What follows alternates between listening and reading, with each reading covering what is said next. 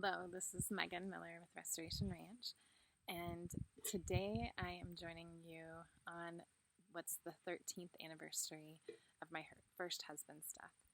And I just want to spend some time sharing a little bit about my grief journey and inviting you to recognize and be gentle with yourself and your own. Certainly over the years, there has been really challenging times as I have tried to find a way forward with pretty much all the security wiped out from what I knew. Being partnered with somebody in marriage, there is that partnership, there is that back and forth, there's this idea that we'll have our lives together, that we'll grow old together, that we'll raise a family together. All of these things that for me at the age of 25, in a moment everything was different. When my husband died of Hantavirus after a week of being sick. And I'm today wearing a shirt that says "It is well with my soul" that my beautiful friend Melanie gave me. And I just want you to know that in our grief journey, like I said, there's been some really challenging times.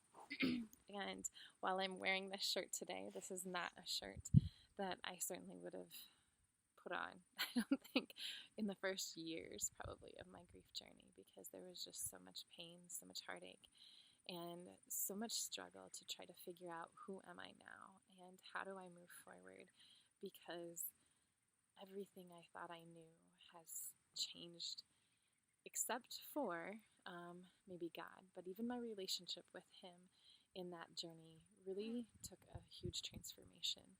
And I went from really believing and trusting in my husband to be there and to provide for me, to not having that security. And I was super blessed in my journey to have amazing family and friends who blessed me like crazy. I mean, just showed up, and God used them to comfort and encourage my heart in some really hard and dark and discouraging days in my life. And throughout all of that, being able to see God, especially as I look back, I don't think we can always see it maybe when we're going through the event, but being able to look back and see how there were different ways that God was very present. And even though He didn't answer my prayer, or maybe even thousands of people's prayers, honestly, for my husband to live, those prayers were definitely answered when it came to the provision that He had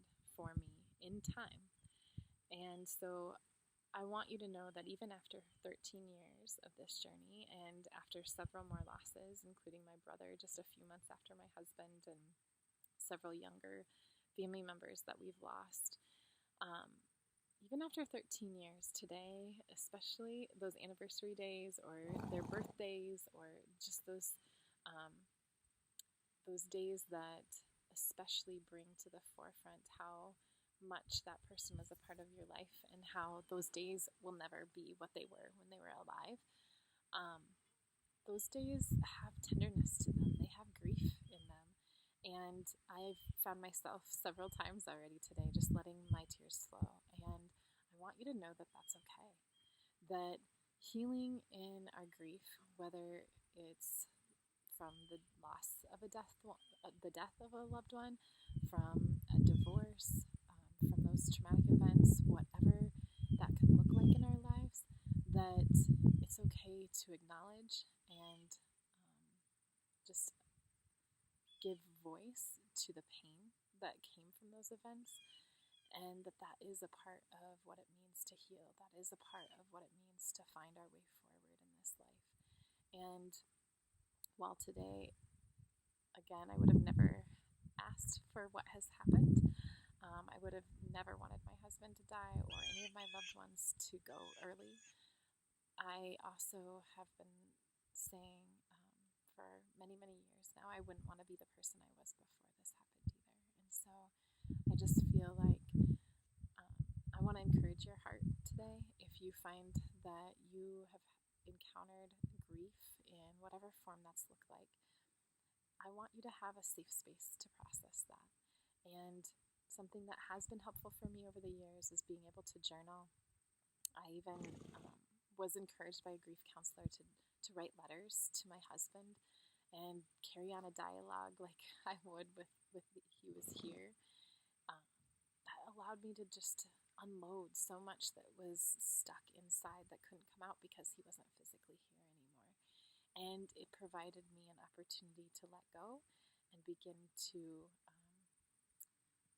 process what it means to not be who I was when he was here, and then how do I hold this pain but also find ways forward. So today, if you find yourself in that grief journey, go ahead and journal. I hope that you have a sweet friendship or a counselor, whatever that looks like, a pastor. I want you to have those safe spaces to process those losses and those challenges. And I also just want you to know that if you're seeking one of those spaces, Restoration Ranch is really honored to be partnering with the Green Palace close to Paquana, South Dakota, and we'll be offering a grief retreat here November 13th. And so if that's something that's on your heart that you just really want to cut away, you want to have that time to provide extra healing and grace for yourself and be in community with others who are going through something of their own and be able to just be real about those pains, I would love to have you join me and the horses on November 13th. So whatever you do, find those gentle spaces, those healing spaces for